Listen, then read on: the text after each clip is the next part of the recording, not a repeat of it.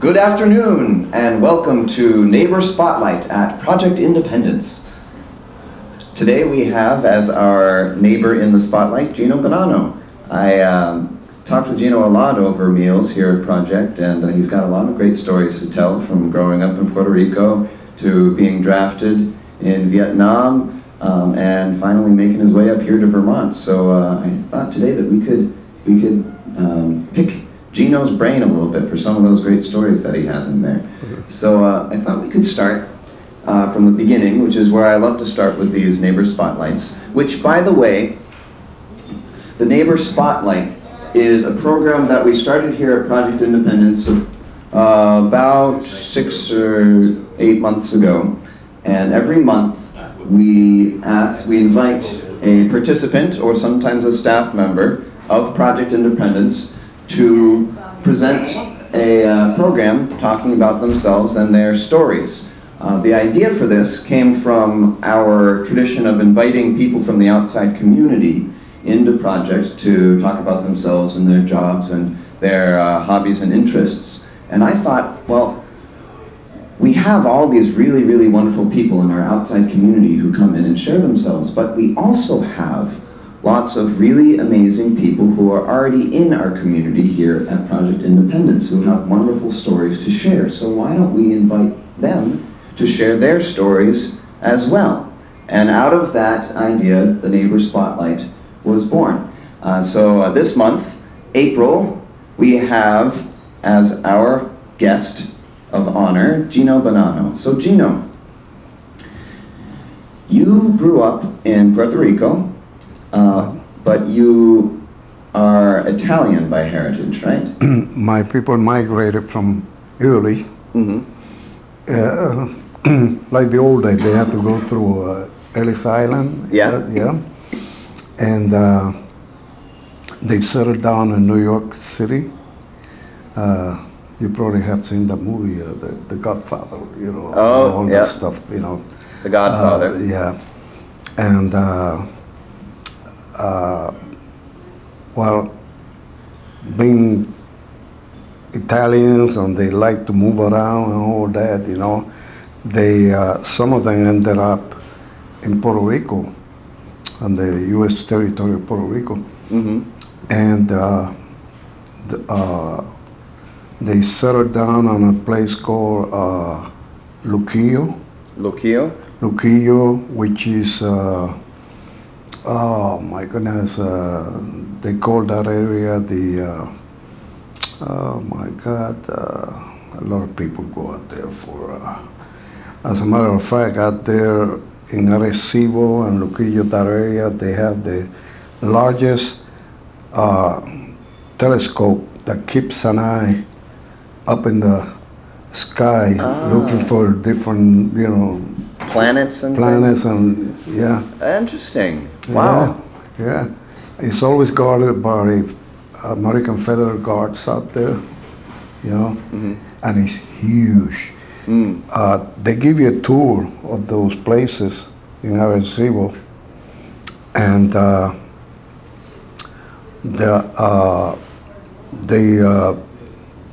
they move. I mean, it's kind of scary for, you know, like if you don't like heights and all that, kind of scary. Yeah. You know? But so you visited before? Yeah, we all visited out there, you know, and. So you were born in Puerto Rico? I was born in Puerto Rico. And you grew up speaking Spanish? Spanish, right. That was my first language, and they say that if you learn a language before age 12, you never have an accent. Right. But if you do, you know, you always have an accent. That's in my case. When did you start learning English? I started learning English. Well, they teach you English in school. Right. From day one, you know, first grade and all that. But there are Puerto Rican teachers that have the same accent. Oh, I see.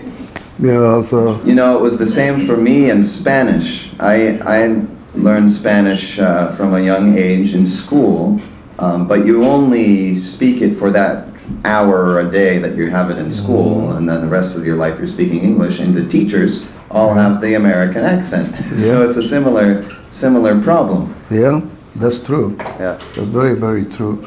But I was born in the, actually, you know, we were three brothers. Okay. My oldest brother, he's still alive. He's 81, I think, now. And he's still in Puerto Rico. Okay. And but he served in the U.S. Army in Germany, and then my other brother, he died of cancer at the age of 33. Ralph. Yeah. And me, I was the youngest one. And do you get a chance to visit your oldest brother in Puerto Rico at all? no, we talk over the telephone. I have not been in Puerto Rico for 4 years now. 4 years. Yeah. Uh-huh. It's about time that we go back, you know, my wife and I, but she doesn't like to travel anymore. No. My wife, you know. And but I asked her, I said, well, you can stay and I can go. No. Stay. Right. But I was, we have in Puerto Rico, we have 76 cities.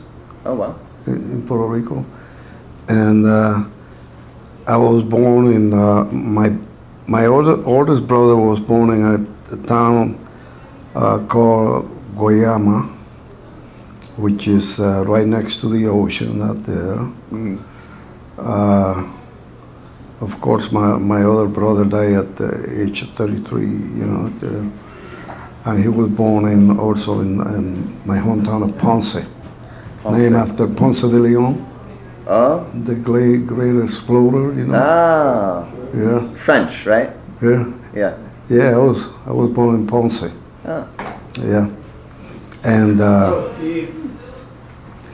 I met my wife at age 14. Really? In high school, in Ponce High School. So you married your high school sweetheart? That's right. Oh, wow. And we've been married for 62 years. 62 years. That's wonderful. Wow. That is 62 wonderful. years, the same lady. That's right. And she, oh my goodness, she's, what can I say about her? You know, she's so perfect to everything. You know, that sometimes I wonder if she can read minds. You know, I said, wow. Well, when you've been married for 60, how many years? 62. 62 years, you might start to be able to read minds. Yeah, she does. That woman, you know, sometimes I said, wow, man. And she's only about 5 feet tall. Yeah, I met her. She came in the other day and I got to she's a lovely woman. And, but that lady, my goodness, what can she do? You know, she can cook, she can do this, she can do sewing. Oh my God. And what can you do? Nothing. She got, you know, that energy, you know, and right. You know, and here I am, either I like to listen to the radio a lot, you know, instead of watching TV. You know, sometimes I watch TV, you know, and shows that I like Jeopardy and you know, those shows, you know. But I like to listen to the radio. Yeah. As a matter of fact, you won't believe it, but the other night I was able on my radio to find a station from Cuba. You know? Oh, wow. Yeah. A station from Cuba on your From radio. Cuba on the radio, yeah, in Spanish. Yeah. Oh, interesting. Yeah. There probably aren't that many Spanish programs on VPR, are there? Vermont Public Radio. No, but you can find them, you know, especially after they come from Canada. Yes, after 10 o'clock at night, you can pick up those Spanish radio stations from Spanish Canada. From Canada. Well, you know what they say, Toronto is one of the most diverse cities in the world. That's up in Canada. I think they have a very large Spanish-speaking population up there. Yeah. That's interesting.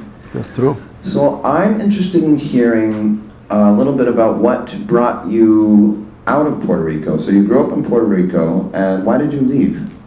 Well, when I was, we're talking about World War II, and we had a lot of American stationed in Puerto Rico.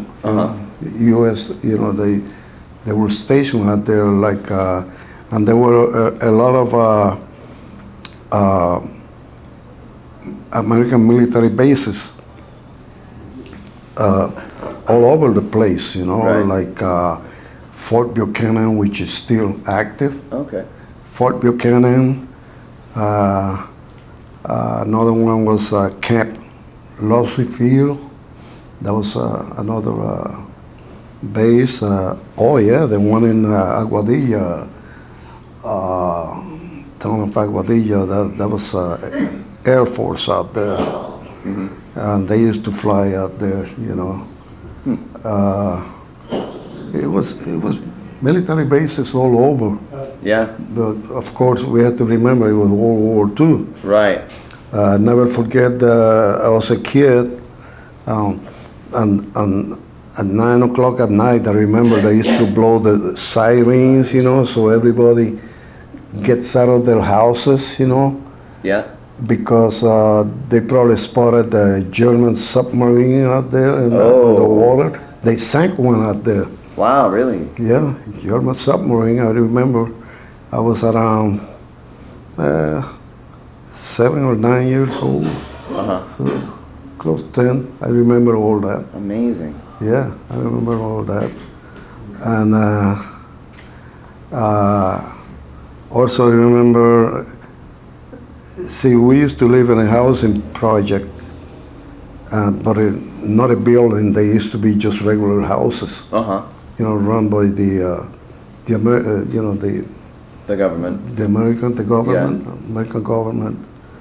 And during those days, they started having this earthquake, and it will happen. Oh my goodness! Well, you can feel it, you know. So the houses were made out of concrete, cement. Okay. So you have to get out of the house, you know. Right, because it could fall right. It could crumble right down on you. Cement. Exactly. Yeah, I remember that. I was just a kid at that time, and I'd be crying and all that. Yeah. And but soon after that, I saw so many American soldiers stationed there on the island. You know, remember World War II, and they had to, you know. Right. So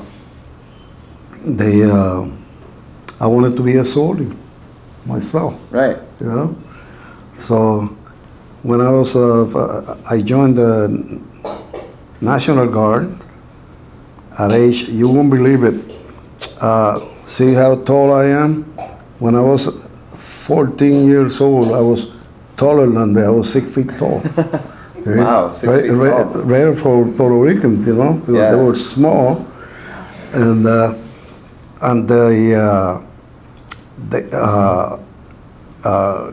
there was a big officer, a major, you know, from the U.S. Army, and he was selecting who will stay with the National Guard and who will go home. He will go this way. Like if the guy was very skinny and short, and when he said, "Go home and eat some more and some muscles, you know, and come back." And I see when they saw me, they said, "You go on that line and sign up there," you know. And how old were you? You won't believe it. I was 14. You were 14 years old. Yeah, but the Puerto Ricans were not that tall. They were, you know, at that, you know, this tall, 6 feet tall. You know, they believe it that was my age. Yeah. So what did you say your age was? I told him that I was. I used my brother's, my older brother certificate. Oh. Okay. And I erased his name and I put my name in there. so that's how I got in. So they sent me to, so I joined the National Guard, and that's when they had that group in Puerto Rico that were against the Americans, you know, and they were shootouts all over the place, you know. Yeah.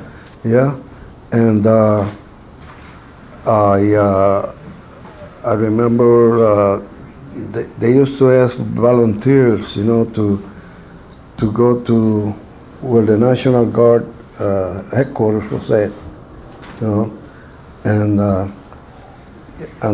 you know get during those days we didn't have the weapons that we have nowadays. It was just like either the carbine, which is have a magazine, or a rifle, the N1 rifle that is be fed from the top, you know. And this rifle, if you didn't pull this thumb out real fast, it would chew on it. Ooh. Oh yeah, you see it every time you see a black thumb out over here, you know. Yeah. You know that they say, well, I guess that the M1 rifle got you. Yeah. Huh. And so when I was of age, I volunteered to join the regular army. And again, you know, you had to go through a lot of procedures because they had a plan out there that you had to learn English before you come over. Oh, I see. So you had to really work on your English beforehand. Exactly. And they give you a test also. So, you know, like I said, I used to hang around with all the American GIs that were stationed on the island and all that, and I pick up, you know, the English. And so when I was of age, you know, my regular age, you know, to join the U.S. Army, you know, And would that have been 18? 18. Yeah. Yeah, at 18. And but the show used to be run by Americans out there, and I remember they had a corporal that used to say, you know, like if you don't learn the English real good, you know, he said, you will not use the water, drink water, or no latrine. You know, you can go in the latrine. They had the, you know, the bathroom. Yeah. You know, they call it the latrine. Right, yeah. The latrine. No water, no latrine. I said, okay. So, but I wanted to join the U.S. Army, you know, and so I did my best, and soon after they, you know, they sent home a lot of guys that didn't make it. And they sent me to Fort Jackson, South Carolina for training out there. Fort Jackson, South Carolina. Yes. And I took my basic training out there. All right, I have to change the battery on this. Okay. So it'll be just a minute. So basic training at Fort Jackson, and you were 18 years old? I was 18 years old, yeah. And was that your first time off of the island? Yeah, that was my first time out of the island. And took my basic training out there at Fort Jackson. Then from there they sent me and to Fort Knox, Kentucky. Kentucky, yeah. Fort Knox, Kentucky. That's armor training out there. You know, tanks. Oh, wow. So I became a tank jockey. We used to call it a tank. You know, down below. You know, I was the driver. And so, every time that tank goes around, you know, it touched your steel helmet. Because I was so tall. Oh, yeah. So why did they choose you to be the driver? Wouldn't they want somebody small? No, I don't know. You know, and they wanted someone that can communicate with the gunner and the tank commander. Yeah. And it happens that the tank commander was a guy from Puerto Rico. Oh, Yeah. huh. He fought in World War II and all that, you know. Yeah. And as a matter of fact, he was from my hometown of Ponce. Oh, wow. Yeah. That's a big coincidence. Yeah. And so, you know, I just became a tank jockey. Yeah. I used to I like that term, tank jockey. It's like somebody who rides horses, except you're riding a tank. Yeah. So I stayed in the tanks for quite a while. And let me see, what happened after that? They sent me to, from there, they sent me to, I think, Germany. Okay. Yeah. They used to send me to Germany. And when was that? It was in the 50s? That was in the, no, that was in the, let me see, Germany, my first tour in Germany. That's when the Russians were enemy. Uh-huh. Remember? And, they sent me to a place called Hanau. Hanau, Okay. Germany. I know. Yeah. And they sent me to Hanau, Germany. And we used to set up these scopes overlooking where the enemy could come from, you know, the Russians. Okay, yeah. You know, and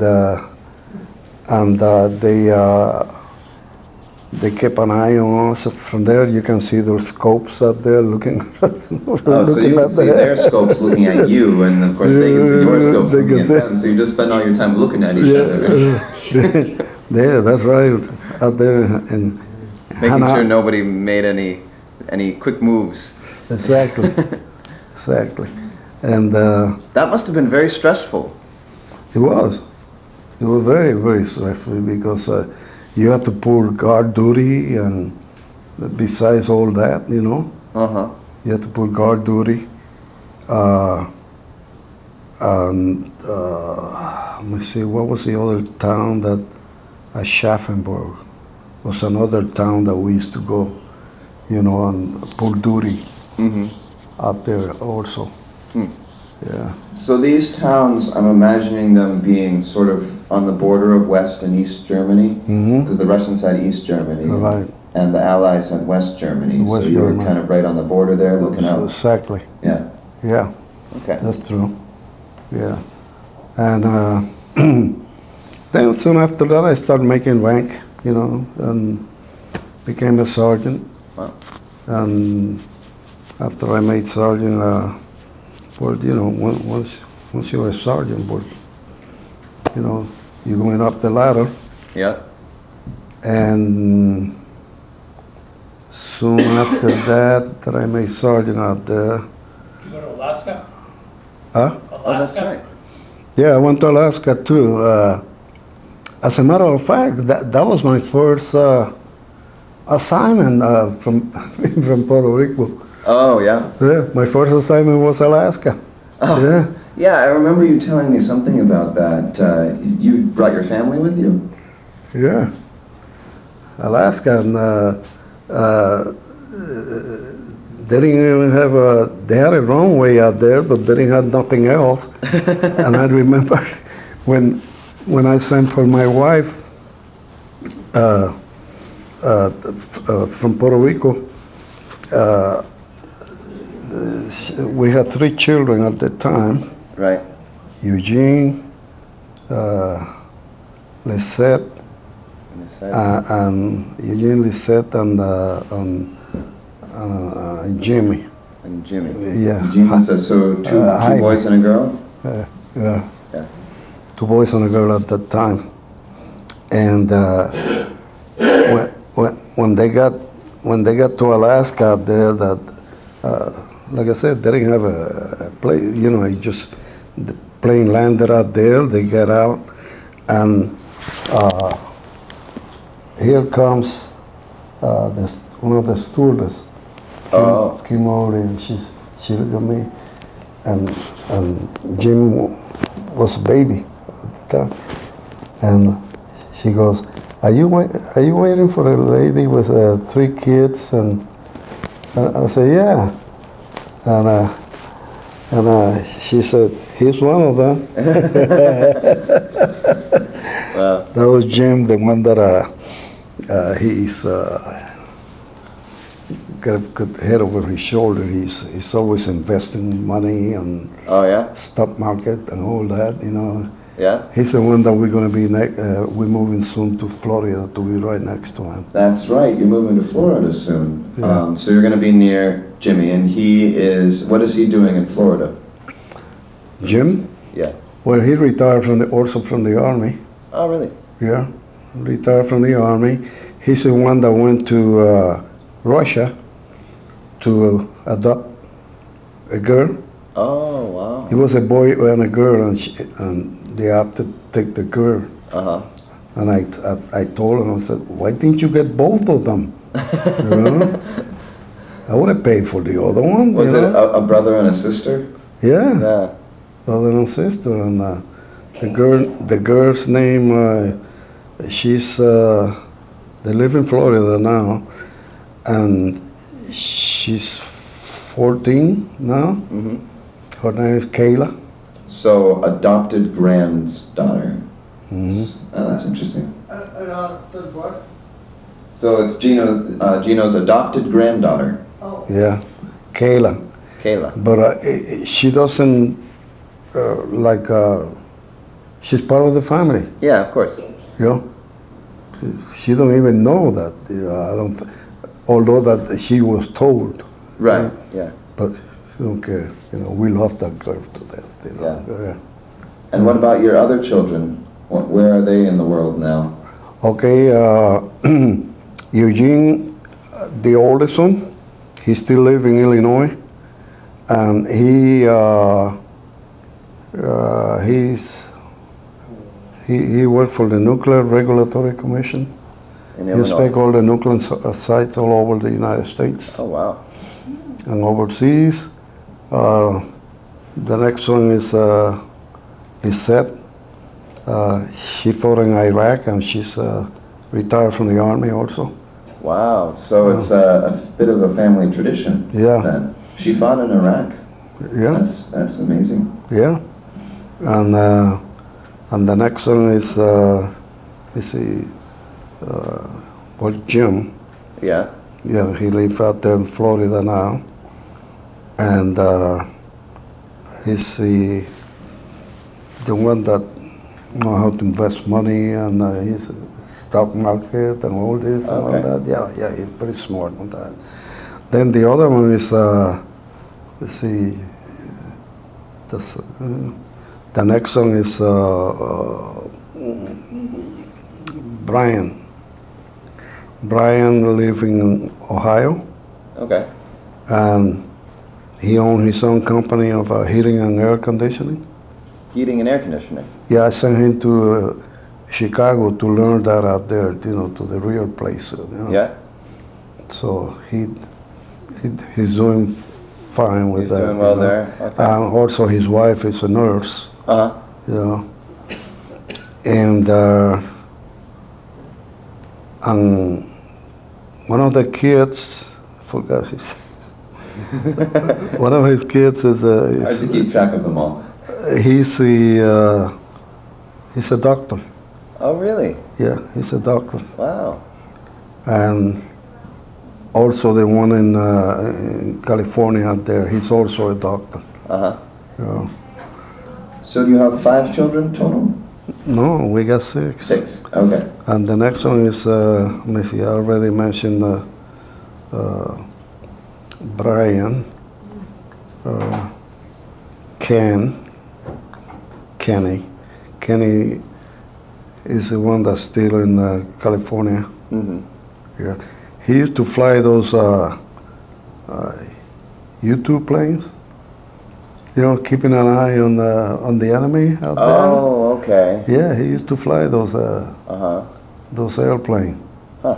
Yeah, and the next one is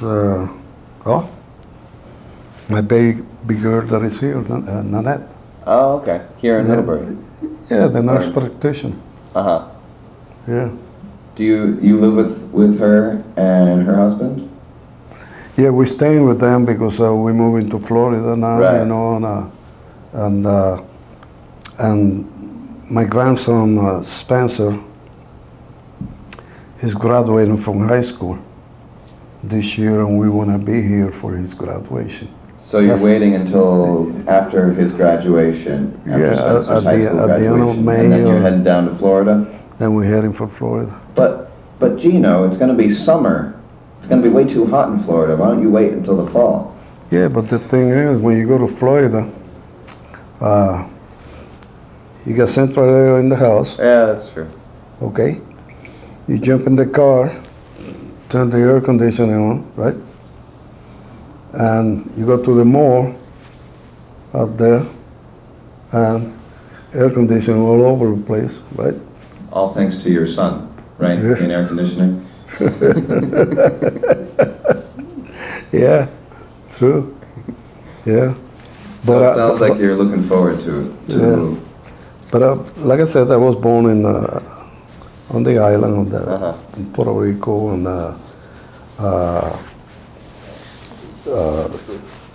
that's why they, you know, like I told you, you know, that if you learn a language before age 12, you know, you have an accent, Right. yeah, and it's true. Yeah. Yeah. Yeah, I know that I've had lots of trouble trying to learn languages in school, and I think that's part of the reason why. Yeah. Now, Gino, I'm wondering if you would be interested in talking at all about the time that you spent in Vietnam. After you were stationed in Germany, was there anything in between Germany and Vietnam? Well, when I was stationed in Germany, you know, my first tour in Germany, Mm-hmm. I remember that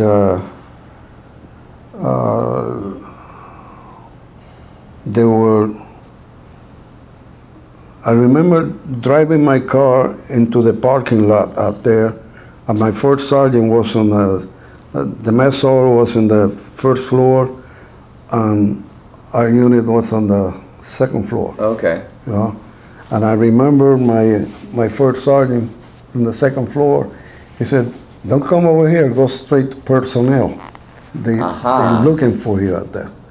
You know, so I wonder what personnel wants to see me for, you know. Yeah. So I went out there, and it happens that they were forming a unit in California, in the Mojave Desert. Oh, yeah. Yeah, in California, and Yeah. to go to, they didn't say where, yeah. And so I went to personnel, and he said, "You're the only one that qualify because they need people with experience with a 105 howitzer, artillery Okay. howitzer, you know." And so I went to personnel, and they told me, said, "You're the only qualified, and you're gone." You know. Wow. So they cut my tour short out there. I went to Germany for 3 years, and I Oh. was only there for about maybe 10 months, 11 months. You know. Oh, wow, they really cut it short. Yeah. So I went over to. I'm still laughing at this one. I had to go to Bremerhaven in Germany to turn in my car, Okay. you know, so they can bring my car back to the United States. Yeah. You know? And right between Frankfurt, Germany, and that other place, there was a gas station, you know, because we used to get coupons. You know, we didn't get what they call them. If you pay gasoline in the pump in Germany, it costs you a lot of money. Uh-huh. And they used to give us, you know, the American soldiers, you know, these coupons, which were cheaper, Okay. you know. Yeah. So halfway point out there going to Bremerhaven to turn in my car, because I was coming back to the States, right in the middle of nowhere, you know, mountains all over the place and all that. and that's where the gas station was at, you know. Uh-huh. So I pull in there, and here I see a guy that is he was coming to pump the gas in my gas tank, in my car. And I look at him. I said, that guy don't look like German or anything like. He looked like more Puerto Rican. Oh. Yeah. And I lowered my window, and I go, hey, ¿de dónde tú eres? Where are you from? And he looked at me. He said, Puerto Rico. I said, really? In the middle of nowhere in Germany. In the middle of nowhere. And he said that see, Puerto Rico sent their own troops out there to fight the Germans, Uh-huh. And this guy, he met a German lady and became friends and all that, and he married her. And stayed in Germany. And stayed there in Germany. Ah. And he said that he'd been there ever since. Huh. Yeah. Wow. But I could tell that he was poor. Yeah. So,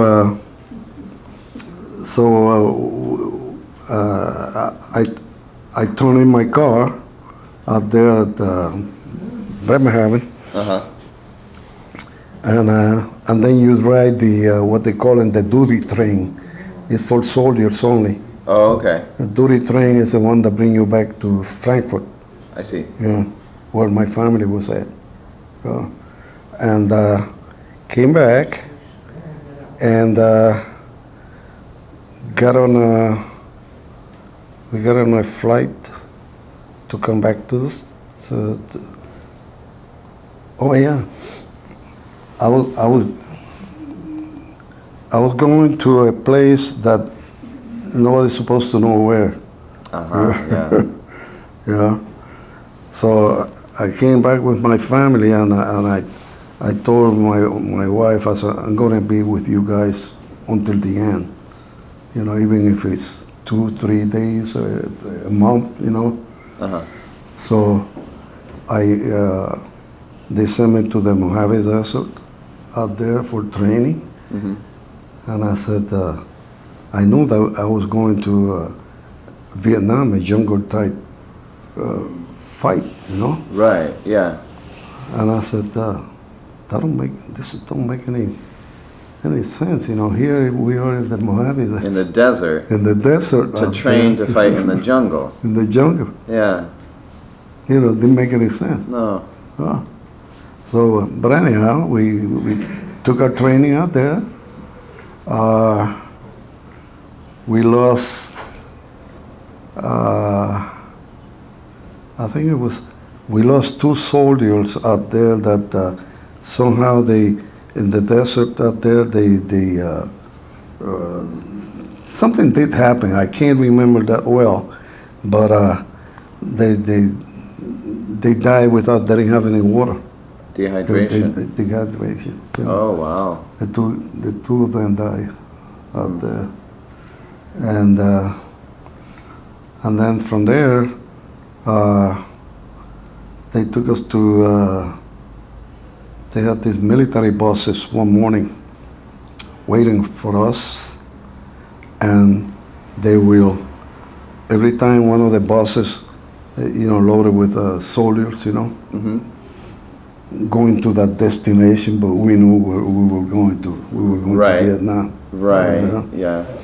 And every time one of the buses passed by, they would fire a gun, a 105 gun out there, just to, like goodbye, guys. Oh, okay. Yeah. Yeah. And so the buses went out there, and guess who was out there that won't let the buses go through at the gate that we were going to? Joamba, that woman that Joan Baez? Yeah, she was against the war and all that She stuff. protested Vietnam. Yeah, Joan Baez was there, Yeah, not letting you go through. right, right. They all laying flat out there, and, so the military police had to come over, and drag them by their feet, Yeah. So we got in, and load up on the ship that the USS Barrett, B-A-R-R-E-T-T. Mm-hmm. Yeah, that was the name of the ship.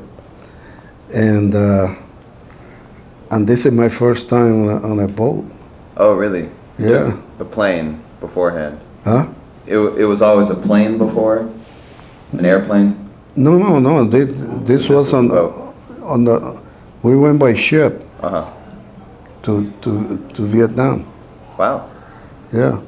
So this is my first time on a ship, and I got so sis.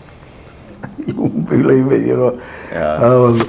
I was throwing up. Oh my God, and I had a buddy of mine. He was from Texas. This friend of mine. Uh-huh. I forgot his name, but he told me. He said, Sarge, you have to get up, sun deck. Get on the sun deck out there, because you're gonna get sick over here. And I just so sick, and we hit bad weather in the Pacific out there, and that ship would go this way, and bam, So finally, I listened to my buddy, and got me up to the sun deck out there, and all that, and later on, I was fine. Yeah. Yeah. He said, this is the second time that I traveled, through the Pacific. He been in Korea. Oh, okay. Yeah, during the Korean War. Uh-huh. Yeah. And so when we got to let's see, we got to Vietnam.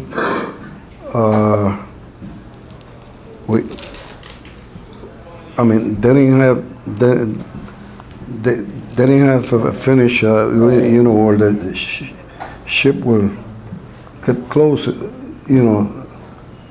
enough, because they just starting that, nothing out there, Yeah.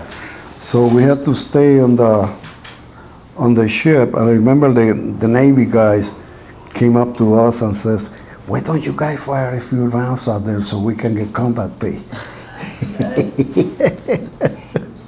Yeah,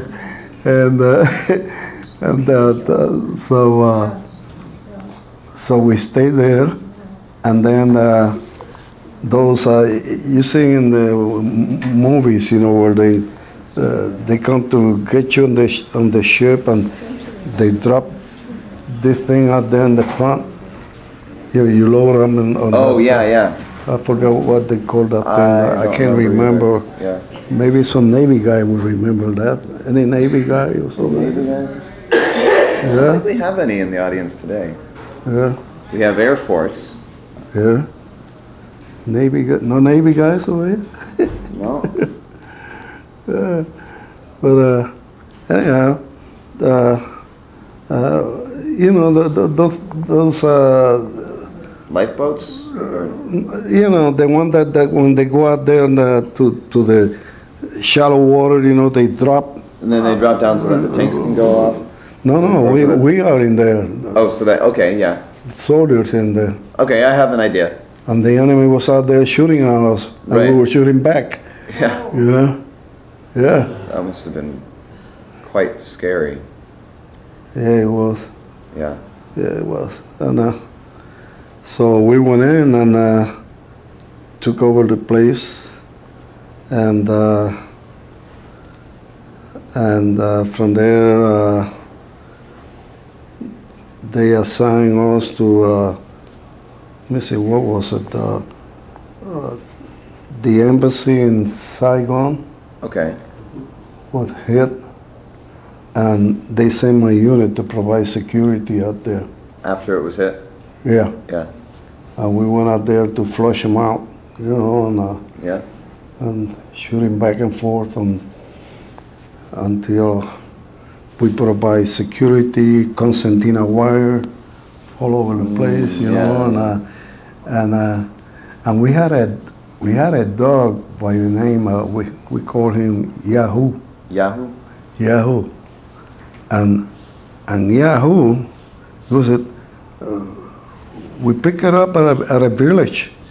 Up there, going through a village, you know, we pick up that dog, you know, and we name him the, you know, remember the Howling Commandos? Yahoo! Oh, yeah. Remember that comic book? I actually don't. That's before my time. I still have those comic books. Uh-huh. Brand new. Yeah. And so we pick up that dog and we name him Yahoo. And but that dog, he can smell the enemy out there. Oh, really? Oh yeah. Smell the enemy. He'd be barking and barking and barking, you know. Yeah. And however, one night was a shootout from both sides, and Yahoo was killed. You know, so we had an honor guard. You know, we gave him. We buried him, but like an honor guard type thing, you know. Right. Yeah. You know, fired 7 rounds. You know. Yeah. Wow. Yeah. Huh. See, he would always let you know when the enemy was coming. Oh, that dog can smell the enemy this distance away. Yeah. Did you spend a lot of time in the jungle or mostly in Saigon? Oh no, we were in the jungle all the time. We were near the Cambodia. We were not even supposed to be in the Cambodian border. We went out there chasing the enemy. We were not supposed to be there. Right. Yeah. But we were chasing the enemy out there. Wow. Yeah. Helicopters used to drop us off out there. Yeah. And that's what that Agent Orange. I was going to ask about that. Yeah, that Agent Orange. You know, the reason they call it Agent Orange was because they used to come in these big 55-gallon containers. Oh, yeah. You know, and they were painted Orange. And that's what they used to spray out there in the jungle to kill the vegetation. So that you can get through, because it was too thick otherwise. Yeah. Yeah. They didn't know at the time, though. They didn't know at the time. That it was affecting us too, because we were there. Yeah. Yeah. And do you feel any of the effects of the Agent Orange yourself? yeah, and I got from the Veteran Administration, I have 180% disability. You know, because I can hardly walk sometimes. You know, my knees, you know, my legs. Yeah. Yeah. That's one of the biggest tragedies of the Vietnam War, I think, and it's something that has harmed veterans over time. It's the type of thing that wasn't immediately apparent that it was being harmful. Am I correct? Yeah, that's true. Yeah. Yeah, and also, oh my goodness, I'll never forget. You know, the thing that is still up in your mind is, I remember we were 3 trucks, and this was in the Mekong Delta, you know, where they have the rice paddies up there. Oh, okay. And all that, you know. And the lieutenant that was in charge, we used to go through there all the time and never had any problems, you know. But anyhow, we used to send guys on both sides, you know, in the you know, going through there, checking for command detonated mines, you know. Oh, because the enemy used to put those wires way out there, about maybe 2,000 feet away. Oh. Yeah. Huh. And they had the to blow up mines, on the road. Yeah. And we were checking. The lieutenant that was in charge, and there was I remember there was a little village, a Vietnamese village, on the right-hand side, and there was like a one-room schoolhouse on the left. I remember that. And as we were going through there, checking, for the wire, all of a sudden, the lieutenant gave the order to load up on the trucks, Mm-hmm. And I was just walking toward my truck, Yeah. and as we were moving in, and the back of the trucks, were loaded with American soldiers, Right. Yeah. and all of a sudden we just moved a few feet, and all of a sudden, not the truck in the front, the one that was right, the one in the middle, struck a mine. Oh man, you gotta see those guys all over the one that was American soldier on the back. Yeah.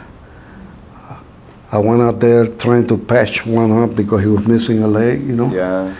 I was trying to patch him up, and he said, shoot me, I can't stand it, Yeah. Yeah.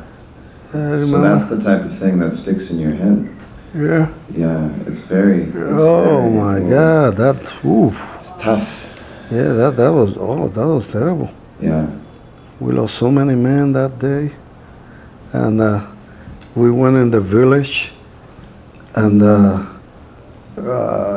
one of our men shot this old lady that she was on the crossfire because Right. So we What call can you do? we call our helicopters, to come in, give us support. Yeah. Our helicopters came in, and they were shooting from the top, So in combat, when you're in combat, you just, a lot of things happen in combat. A lot of things happen, and there's often not a whole lot that you can do. Yeah. It takes a whole lot of courage and bravery to face those kinds of situations. I remember my. I want to cut you off just because we have about 5 minutes left. Okay. I thought we could finish up maybe talking about coming home from Vietnam. Okay, coming home from Vietnam. I earned a Bronze Star medal. A Bronze Star medal. Yeah, Mm-hmm. I earned a Bronze Star medal protecting my men because I was a platoon sergeant. Right. Yeah, and I got my Bronze Star medal, and this general pin, Bronze Star, Hayes, General Hayes. General Hayes. Yeah, and then soon after, it was time for me to come home, Yeah. But So my commander, we were sitting at the command post, the CP, and we can hear the enemy out there, and he says, man, he called all the NCOs, all the sergeants, He said, they're gonna attack tonight, but we're gonna give him hell. I said, we might not be here tomorrow. That's what he said. I said, Captain, I'm gonna make sure that I'm here tomorrow. So yeah. we did, and the enemy attacked, and I got what happened and all that. I got it at home in my files, and we killed 324 of the enemy that night. Yeah. Wow. 320. Yeah. And it was shortly after that you headed home. Yeah. Yeah. Yeah. So how long did you spend away from your family? From my family, a whole year. A whole year. Yeah. And so did you get to reunite with them after heading home? Yeah. We flew coming, going down there. We went by ship. Remember? Yeah. So we went by ship, and we have one stop in Okinawa, and then on down to Vietnam. And but coming back, we flew. So it was much quicker. Yeah.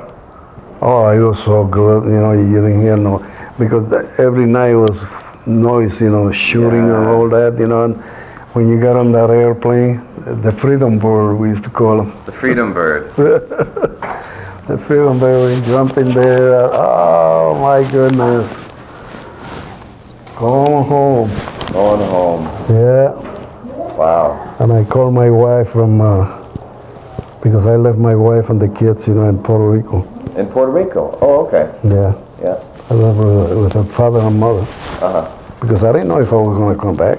That's right. I mean, it's pretty amazing that you did. Yeah. You're here. Yeah. Oh, this close. This close. Yeah. So, thank you very, very much for sharing these stories with us. I know they're not easy stories, but I think it is important that we hear them. Yeah. It helps you, and it helps us to understand about our history and about what it means to be an American, and also just what it means to be somebody here at Project Independence and sharing. Each of us. Yeah, and also a history teacher. Yeah. Oh, that's right. You're a history teacher. We didn't even get to talk about that. Next time. Yeah, and a history teacher. Yeah. Yeah. So that's from Chicago State University. Chicago State University. Yeah. Well, thank you for sharing your stories with us. Thank you. Yes, sir.